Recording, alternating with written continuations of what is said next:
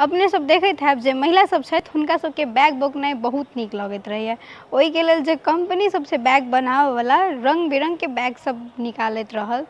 तहिना जे देखैत हेथिन तऽ कहल जाइ छै जे बैग विशेष कऽ पैसे सब राखऽ लेल बोकल जाइ छै, जे पुरुषो सब बोकै छथि। मुदा पुरुष सब जकाँ लोग पर्से किया नहि रखतै महिलो सब, बड़का टाके बैगे किया रखै छै। कते गोटे कहैत हेथिन जे इहो सब कहल जाइ छै जे महिला सब अपन श्रृंगारके सामान सब राखऽ लेल रखैत रहल, किछु सेफ्टी सामग्री सब राखऽके लेल रखैत रहल, किछु जे केओ फूडी सब हेथिन ओ सब किछु खाए पिएवला सामान सब राखऽके लेल रखैत रहै छै, ओहि सबमे राखने रहै छै।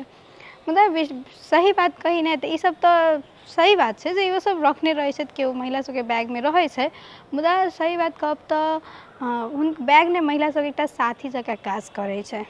आब जेनाकि उदाहरणके लेल हम बता दी जे एकटा बसेके उदाहरण लै छी, जे बसमे कतेक भीड़ रहै छै ने, बस सबमे देखबै कतेक भीड़ रहै छै, जे नहि नेपालके बसमे तऽ आरो बेसी, कतबो चढ़ल रहल तैयो जबरदस्ती ठूसैत रहल आदमी सब, कहैत रहल।